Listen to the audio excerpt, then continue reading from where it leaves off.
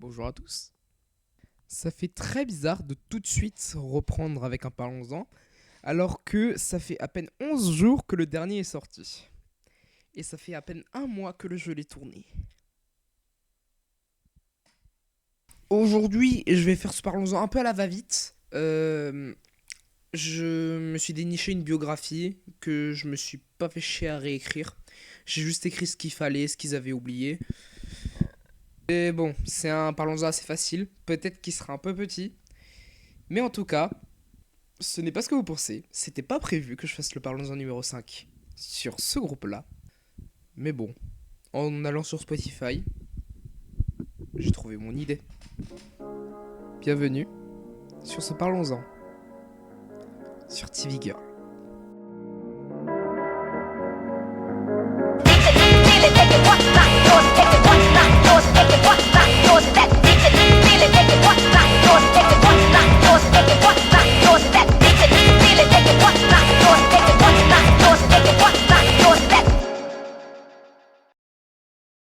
TV Girl est un groupe américain créé en 2010 à San Diego, en Californie, si je dis pas de conneries, qui est connu pour ses mélodies assez nostalgiques et par leur utilisation très poussée du sample qui est assez proche des Daft Punk.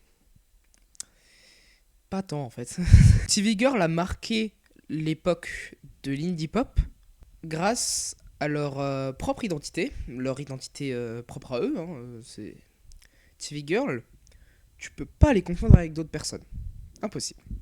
TV Girl a énormément d'inspiration pour la musique française et la France en général. On rappelle que c'est un groupe américain. Des Américains qui respectent des Français. On n'a jamais vu ça. Bref, commençons tout de suite avec leur histoire.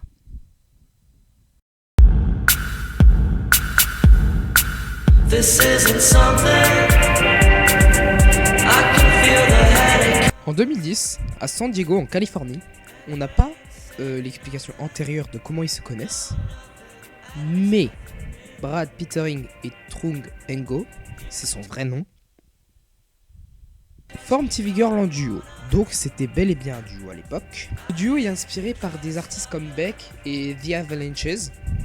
Et ça fait 3 Parlons-en de suite que je parle d'artistes dans ce genre. Ils font leur musique avec des bouts électroniques. Crystal Castles faisait énormément de trucs qui est très proche de l'électro. Linkin Park faisait énormément de sons électroniques dans leurs chansons. Et TV Girl, comme marqué sur mon texte, si j'arrive à retrouver la phrase, expérimente avec les sonorités pop rétro mêlées à des sons électroniques et assez nouveaux à ce moment-là. C'est 2010, je rappelle. La première preuve de sample qu'on a de TV Girl se trouve dans leur premier projet musical, TV Girl EP.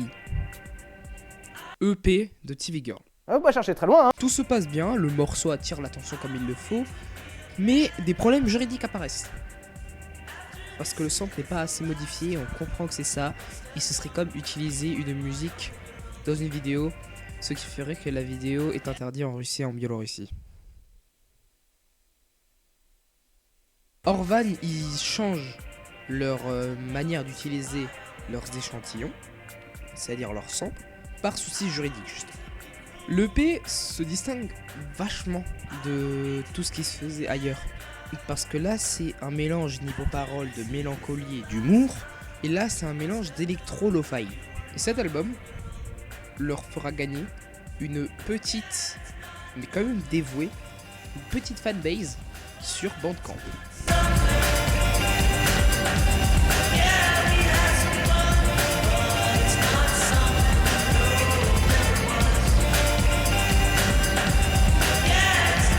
J'ai déjà parlé de Bandcamp sur le Parlons-en 2 sur Feldu, parce que Bandcamp, c'est spécial. C'est un lecteur de musique qui est très indépendant. C'est très mal expliqué comme ça, mais par exemple, utiliser Spotify et utiliser Bandcamp, c'est pas la même chose. Bandcamp, tu peux ne rien gagner dessus. Rien. Spotify, si je dis pas de conneries, c'est à peu près 1 centime les 1000 écoutes. Mais bon, t'es rémunéré par rapport au nombre d'écoutes que tu as sur Spotify. Bandcamp, je l'avais montré dans la vidéo sur Feldup, seules les personnes qui achètent l'album sont les personnes qui te rapportent de l'argent. Autrement, tu te démerdes. C'est un truc exprès pour tout ce qui est musique indie. Donc avoir une fanbase sur Bandcamp, c'est bien.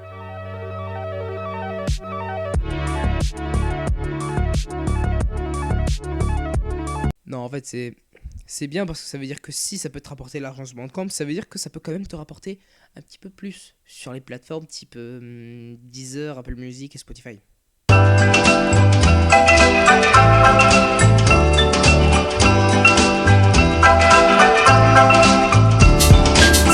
En 2013, Trongengo quitte le groupe, le duo, ce qui fait que Brad Petering finit tout seul.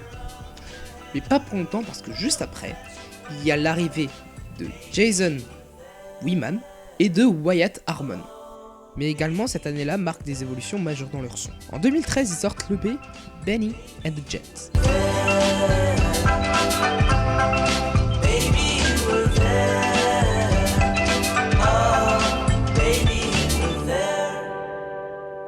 Cette EP consolide le style signature de TV Girl avec des améliorations au niveau des thèmes de l'amour, du rejet et de l'ambiguïté émotionnelle. Et des morceaux comme Baby You Were There seront tout de suite les sons les plus connus de cet album. Mais ça révèle également leur capacité à pouvoir raconter des histoires personnelles en musique, avec des mélodies accrocheuses, très accrocheuses. Et en 2014, c'est là que vous vous rendrez compte que vous connaissez TV Girl, pour ceux qui ne l'avaient toujours pas compris, French Exit. Le nom le prouve assez bien, TV Girl, à ce moment-là, commence à avoir énormément d'inspiration pour tout ce qui est, si je dis pas de conneries, pop française. Leur inspiration principale, c'est la mélancolie des musiques douces ou classiques, je crois, françaises. Ce qui se reflète assez bien dans cet album. C'est le premier album de TV Girl, c'est-à-dire plus qu'un EP. Un EP, c'est entre 3 et 7 titres, je le rappelle. Et French Exit est déjà décrit comme un chef-d'œuvre de pop lo-fi. L'album explore des thèmes plus matures, qui font plus presque ados, comme la solitude, les ruptures et les erreurs de jeunesse, avec bien évidemment des morceaux phares, ce qui vous feront réaliser que vous connaissez ce groupe-là, avec Bird Dancing et Lovers Rock.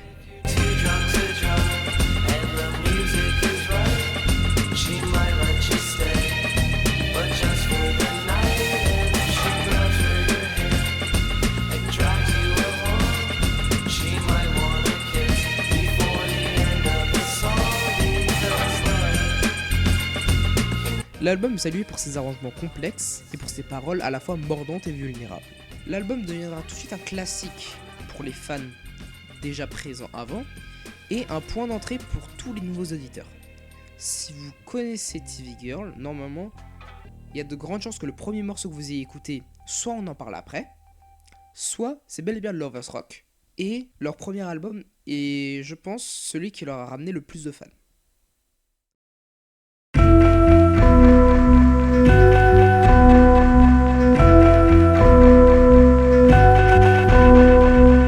Après le succès de French Exit, TV Girl se décide à faire quelque chose de plus, narratif et expérimental. Il y a toujours leur religion, entre guillemets, du sample, mais où les histoires personnelles sont un poil plus obvious et un peu plus racontées que chantées. Et cela se montrera surtout dans l'album Who Really Cares. C'est le symbole de TV Girl. C'est même actuellement leur bannière Spotify. Si vous n'avez toujours pas compris que vous connaissez TV Girl, si je vous dis une meuf en rose et un mec en bleu sur une cover, vous verrez au moment de l'extrait de la chanson, mais vous connaissez. Et la musique qui tourne en fond, vous la connaissez aussi. Si vous avez TikTok, même YouTube Short, j'ai déjà vu des YouTube Shorts où il y a ça. Donc il n'y a plus d'excuses. Who Really Cares, c'est le deuxième album studio de TV Girl. Et il poussera encore plus loin l'ironie et le sarcasme présents dans les paroles, avec bien évidemment des sons mémorables. Tout le monde les a entendus. Et là, me fait pas croire que je mens. Les sons les plus connus de cet album, vous les avez tous entendus. Cigarette Out of the Window, Taking What's Not Yours, Not Loud, et il y a des chansons que vous avez déjà entendues, Loving Machine, et peut-être, si vous connaissez assez bien TV Girl, Song About Me. Je vais vous mettre les 5 en extrait parce qu'elles sont magnifiques. Voilà le timecode si vous en avez marre. Et je vous comprends.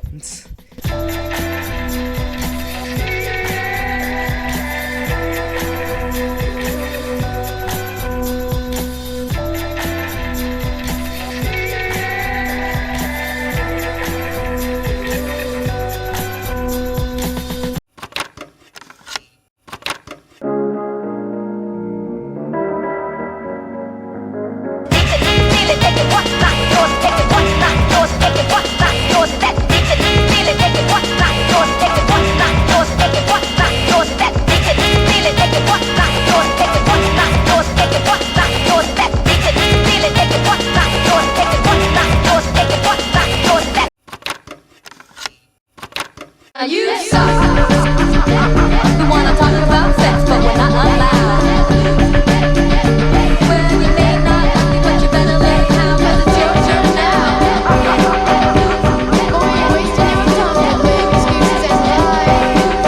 Now what's on your nasty old mind?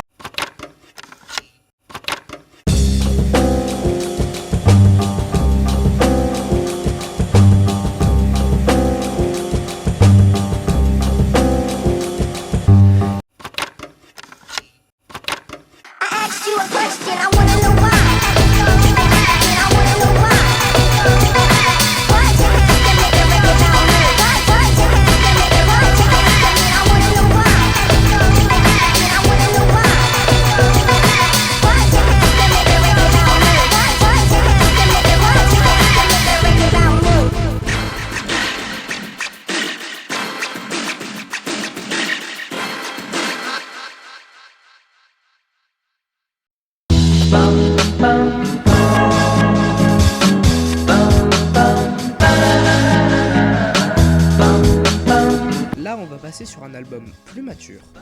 Vous avez tous entendu un son de cet album. Et on est tous d'accord que c'est le même. Death of Body Girl. C'est un album concept, se baladant dans la vie d'une jeune femme, avec des récits mélancoliquement forts et très introspectifs. Cet album est décrit comme l'un des plus aboutis du groupe, avec des sons plus travaillés et des textes beaucoup plus sombres. Comme le prouvent les sons phares de l'album, King of Echo Park et Blue Hair.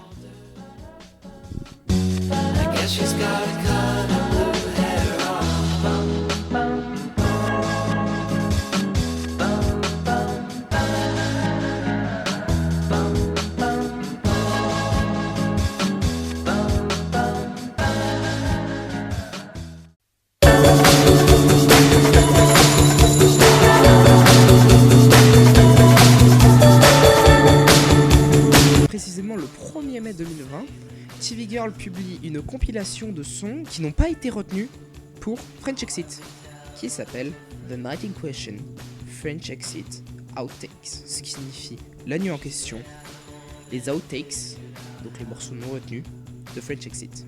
Ah, pas chercher très loin, hein. Et même dans cet album-là, il y a un son que j'adore, que peut-être certains d'entre vous avez déjà entendu, qui s'appelle It Almost Worked.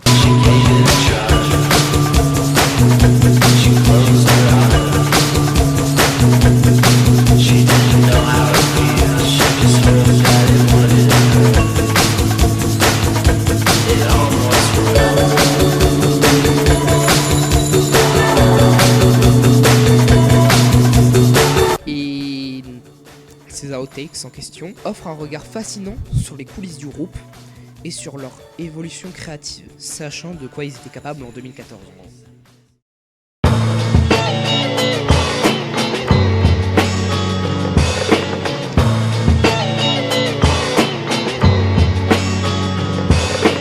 Et entre 2021 et 2023, TV Girl commence à collaborer avec différents artistes, avec des instrumentales et des des samples beaucoup plus minimalistes et mélancoliques. On sait que la mélancolie maintenant chez TV Girl, j'allais dire est un jeu, non, mais est presque une habitude dans leur son. Mais là, c'est plus. Avec par exemple l'album Summer's Over, sorti en 2021. Cet album est entièrement fait en collaboration avec Jordana Nye. Je sais pas comment ça se dit, mais je vais dire Nye. Ça s'écrit N-Y-E. Donc je vais dire Nye. L'album marque un retour vers des ambiances plus épurées et mélange une pop rêveuse à des thèmes plus introspectifs, racontant des histoires empreintes de nostalgie et de mélancolie comme la plupart de leurs albums. Les morceaux Low on the Highway et The Party's Not Over explorent des récits personnels avec des mélodies encore plus douces, très proches là du lo-fi et plus du... Il n'y a pas d'autre nom, parce qu'il n'y a pas plus calme que le lo-fi. On sent là-dedans que les paroles sont vraiment réfléchies et presque millimétrées, et ça offre un regard sur la sensibilité de Jordana et de TV Girl.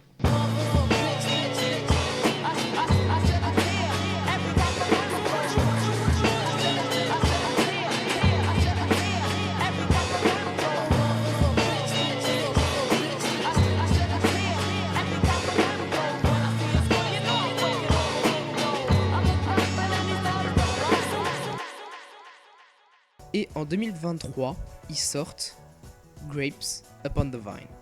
Et là, ils poussent encore le délire encore plus loin avec des samples de gospel et des sons électroniques. C'est TV Girl, ça passe, mais imaginez un gospel sur de l'électro. Cet album, même s'il est moyennement apprécié au niveau de la critique, il est pas décrit comme controversé, quoique c'est écrit controversé dans le texte, donc je vais dire controversé. Bien que controversé en termes de réception critique, il aborde des thèmes encore plus sombres, comme la mort, la foi et la désillusion.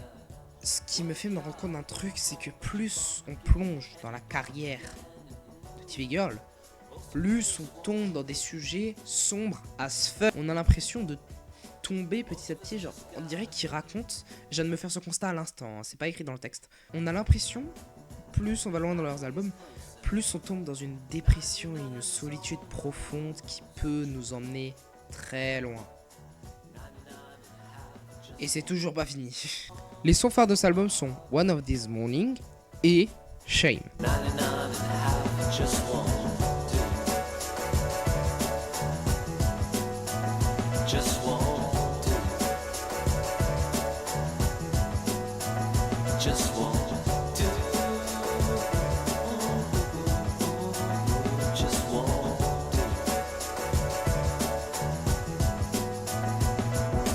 Et ces sons se distinguent pour leur utilisation audacieuse de samples et de leur harmonie plus, différente.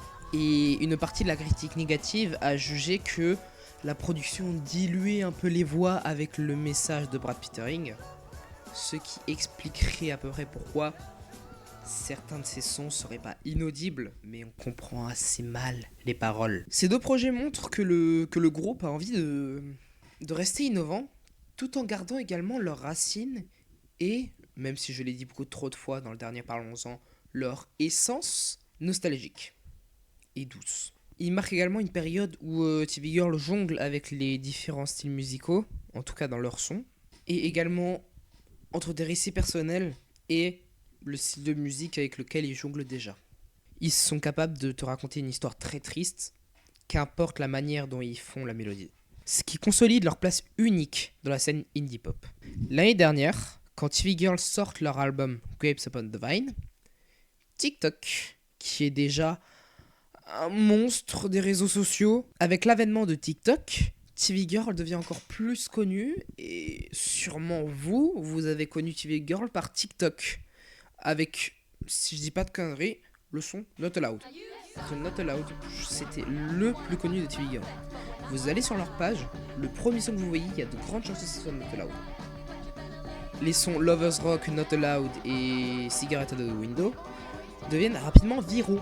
Et certains sons le deviennent moins, mais deviennent toujours connus, comme Loving Machine, Taking What's Not Yours et Bird Dancing.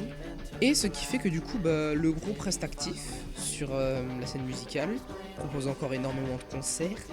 Avec, c'est bizarre de se dire que les mecs font des nouveaux albums, ils font des concerts où ils chantent des musiques qui datent de 2016, c'est-à-dire que les chansons elles ont 8 ans quoi. Et comme c'est souvent à guichet fermé et qu'il y a peu de place, ça permet de créer une proximité entre les fans avec leur innovation assez DIY genre. C'est vraiment ce qui est écrit sur le texte, ne me jugez pas.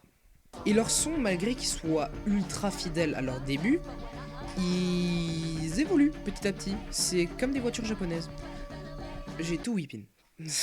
Petit à petit, les sons deviennent de plus en plus innovants et comme je l'avais expliqué avant, les sujets deviennent de plus en plus sombres. Et c'est ce qu'on appelle une évolution. Et ce qui montre également les inspirations et l'expérimentation de Brad Pittering durant ces 10 dernières années.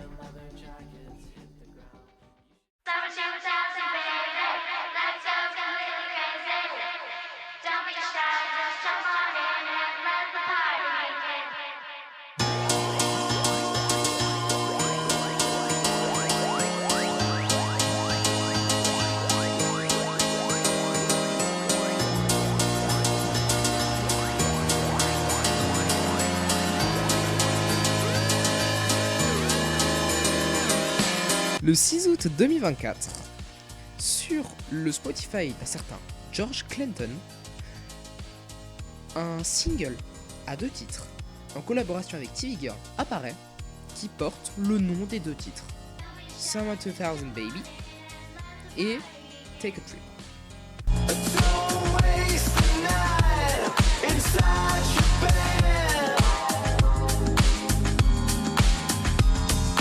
Il s'est sorti sans contexte. Il n'y a rien qui s'est passé après. C'est le 6 août. C'était donc il y a... Donc c'est 4 mois avant la sortie de la vidéo. Et ce non-contexte se contredira le soir du 24 novembre 2024. Il y a un compte à rebours qui apparaît sur le Spotify du groupe et un lien vers ce compte à rebours sur le Spotify de George Clinton pour un album à venir qui s'appelle Fox Linium.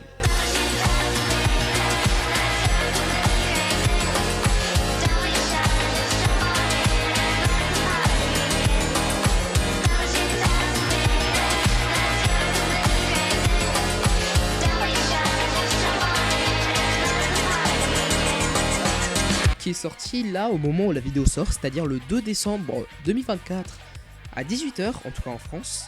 Et si je dis pas de conneries, il sort à 11h aux États-Unis. George Clinton apparaîtra tout l'album.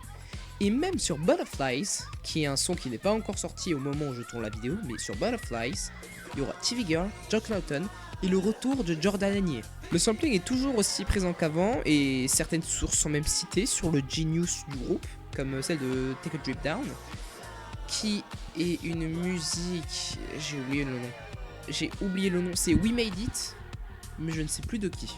Et les paroles, même si la signification reste assez sombre, les moins en fait. Et les mélodies sont beaucoup plus, joyeuses entre guillemets, en tout cas sur Summer 2000 Baby. Et ces racines gardées pourraient peut-être espérer un succès similaire à Who Really Cares. Et si j'ai pas de conneries, Summer 2000 Baby n'est pas passé inaperçu quand il est sorti. Les bios des chansons selon Genius, je les ai traduits, je les ai mis dans mon texte. Donc, se réconciliant avec le temps hédoniste des années 2000, la piste 1 Summer 2000 Baby encapsule cette sensation à travers les références à la danse et finalement sur le plan sonore, la folie de l'engouement. Et la piste 5 Take a Trip suit à peu près le même récit que les chansons qui la précèdent, mettant fortement l'accent sur le côté de la scène rave du début des années 2000. Pour ceux qui savent pas, la rave, c'est ce qui a fait commencer les Daft Punk d'ailleurs. Du coup, ce qui prouve que le sujet de l'album sera la danse, littéralement.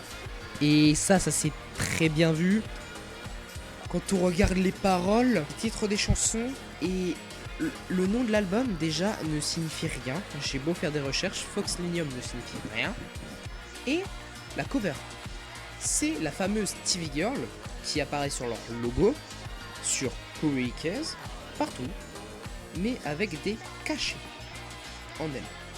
Ce qui signifierait peut-être une métaphore sur le fait que la TV Girl en question dans l'album se force à prendre des drogues pour oublier les problèmes des précédents albums. Je vais très loin quand je veux expliquer des trucs comme ça. Hein. Et Foxllenium a beau être un album, il possède très peu de sons. Il en a 7. Parce qu'à partir de 7 sons, c'est un album.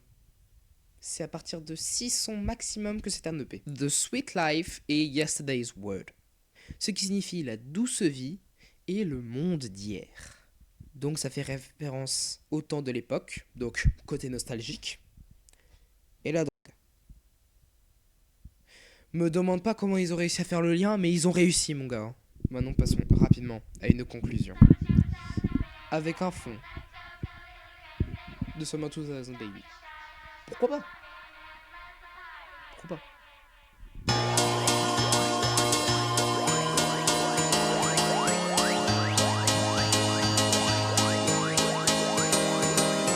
TV Girl est devenu un acteur incontournable de la scène indie pop, connu pour son mélange unique des sonorités lo-fi, oui je me fais pas chier, je lis juste le texte, de textes ironiques et de récits captivants. Leur musique capture une nostalgie intemporelle tout en restant pertinente dans un paysage musical en constante évolution. Avec une discographie riche et variée, TV Girl continue de prouver qu'ils sont bien plus qu'un simple groupe underground. Ils sont une voix singulière et essentielle de la musique indépendante moderne. C'est l'un des plus grands groupes de ce qu'on appelle la musique TikTok. C'est-à-dire les musiques qui, pour la plupart, sont devenues connues grâce à TikTok, sont devenues virales grâce à TikTok, ce qui a fait rapidement connaître le groupe en question. J'avais dit exactement la même chose, mot pour le Parlons dans 3 sur Crystal Castles. Crystal Castles est, selon moi, un des plus grands groupes qui n'ait jamais existé dans tout ce qui est musique TikTok. Très honnêtement, j'ai rien de plus à dire parce que j'ai fini mon texte et que j'ai rien improvisé. Donc, je vais juste vous laisser sur le fond de cette belle musique qu'est Summer 2000 Baby et je vous invite à attendre patiemment pour le Parlons-en 6 qui, à part si comme pour TV Girl, il y a un projet qui débarque d'un coup, sera sur une artiste pas très connue. Et c'est pas de l'ironie en mode c'est ultra connu, c'est vraiment une artiste pas très connue. Et quand je regarde ma liste d'artistes à faire, je me dis qu'il y en a pas mal que je devrais enlever. Alors je vais pas vous dire qui ils sont, mais il y en a 5 qui sont faits, dont le 5ème, celui que vous regardez actuellement. Et il m'en reste encore 1, 2, 3, 4, 5, 6, 7, 8, 9, 10. J'ai encore une dizaine de Parlons-en à faire. Et j'ai très hâte. Merci beaucoup. Au revoir.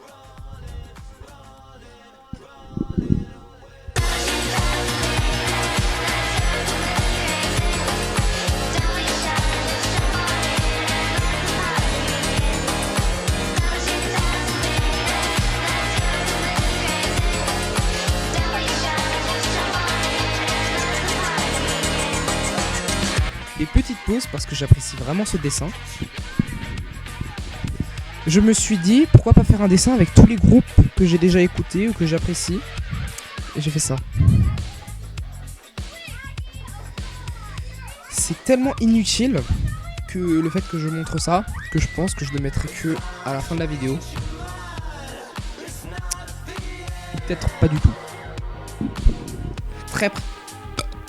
Et les paroles de Sweet Life et Yesterday's Word, qui signifie la douce vie et le jour. Ce qui signifie la douce vie et le jour d'hier. Putain! Ce qui signifie la douce vie et le monde d'hier. À attendre patiemment pour le Parlons-en 6.